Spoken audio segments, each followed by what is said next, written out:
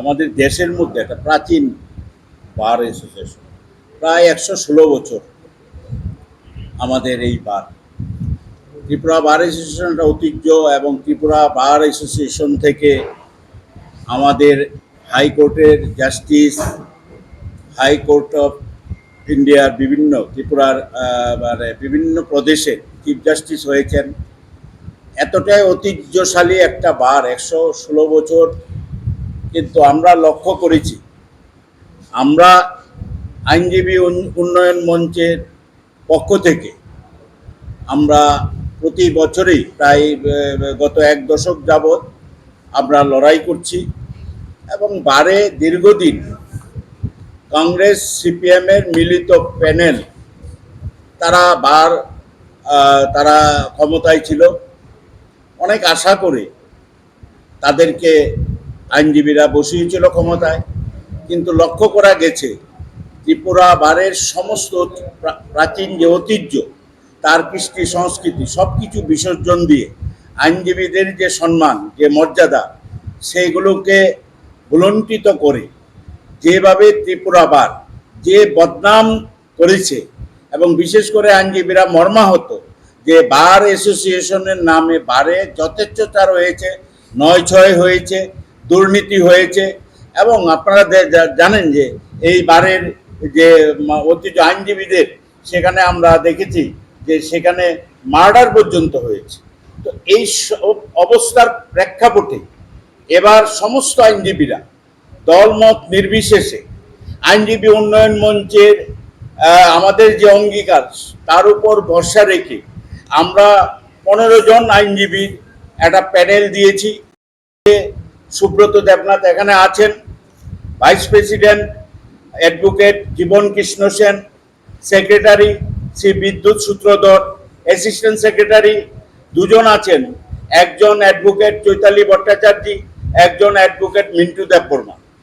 মেম্বারদের মধ্যে advocate Alok Dutta, advocate Anamika Mallik, advocate Anirban Lud, advocate Ankur Saha, advocate Arpan Das, advocate Dulal Saha, advocate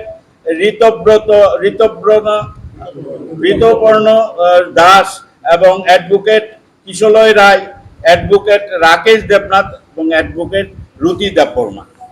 আমরা এবার নিশ্চিত, কারণ সাধারণ আইনজীবীরা এখানে বৈষম্য চলছে, বিশেষ করে যারা ১ থেকে ৫ বছর এই প্রফেশনে আছেন। আপনারা জানেন, যারা এই প্রফেশনে নতুন আসে, প্রফেশনে প্রতিষ্ঠিত হওয়ার আগে তাদের একটা আর্থিক একটা প্রতিষ্ঠা, সেখানে তাদের খুব কষ্ট করে মানে তাদের সেই প্রফেশনে টিকে থাকতে হয়। সেই সময়টাতে আমাদের যেখানে সাহায্যের হাত বাড়িয়ে দেওয়া দরকার, অথচ দেখা গেছে ত্রিপুরা বারের ওয়েলফেয়ার ফান্ডের টাকা অর্থ সেই ১ থেকে ৫ বছর যারা আইনজীবী, তাদের ক্ষেত্রে একটা নিমিত্ত মাত্র দেওয়া হয়েছে, একটা বৈষম্য করা হয়েছে। ৫ বছরের অধিক যারা, তাদের একরকম দেওয়া হয়েছে, প্রায় ৩০ গুণ হবে।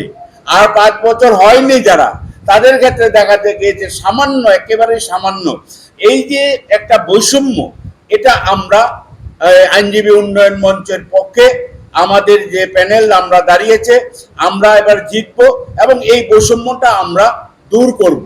আর আমরা চাই যে এবার আমাদের যে প্রার্থী হয়েছে, এবং প্রত্যেকটা প্রার্থী এতটাই গ্রহণযোগ্য যে সমস্ত আইনজীবীরা খুশি যে এবার এই আইনজীবী উন্নয়ন মঞ্চ এবার এই ত্রিপুরা বারে জয়লাভ করতে চলছে।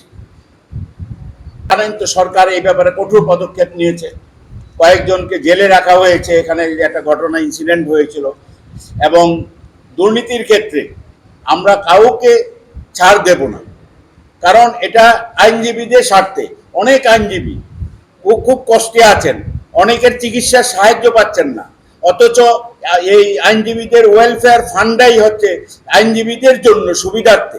সুতরাং আমরা মানবিক দৃষ্টিভঙ্গি নিয়ে আমাদের যে অ্যাসোসিয়েশন, আমরা ক্ষমতায় আসছি, এবং মানবিক দৃষ্টিভঙ্গি নিয়ে আইনজীবীদের সমস্যাগুলি আমরা দেখব।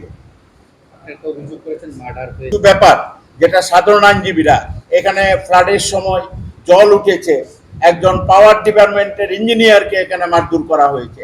এটা তো আইনজীবীদের কাজ নয়। আইনজীবীরা মানুষকে সুরক্ষা দেবে, জাস্টিস দেবে। উল্টো আইনজীবীরা যেখানে মারামারি করে, আইনজীবীরা সেখানে মার্ডার করে, আইনজীবীরা সেখানে সরকারি কাজে বাধা দেয়, সেখানে পাওয়ার ডিপার্টমেন্টের যে ইঞ্জিনিয়ার তাকে মারধর করা হয়েছে। সুতরাং এই ঘটনাগুলো যাতে আমাদের যেটা দীর্ঘ প্রাচীন যে আমাদের ত্রিপুরা বার অ্যাসোসিয়েশন তার একটা সংস্কৃতি, তার একটা সুন্দর জিনিস, আমরা অনেক সিনিয়র অ্যাডভোকেটকে দেখেছি এই রাজ্যে, স্বনামধন্য সিনিয়র অ্যাডভোকেট, কেউ কেউ চিফ জাস্টিস হয়েছেন বিভিন্ন রাজ্যে গিয়ে, এই ত্রিপুরা বার অ্যাসোসিয়েশনের সদস্যরা এই তার প্রাচীন কৃষ্টি সংস্কৃতি বা ঐতিহ্য ফিরিয়ে আনার জন্য আমাদের আইনজীবী উন্নয়ন মঞ্চ কাজ করে যাবে।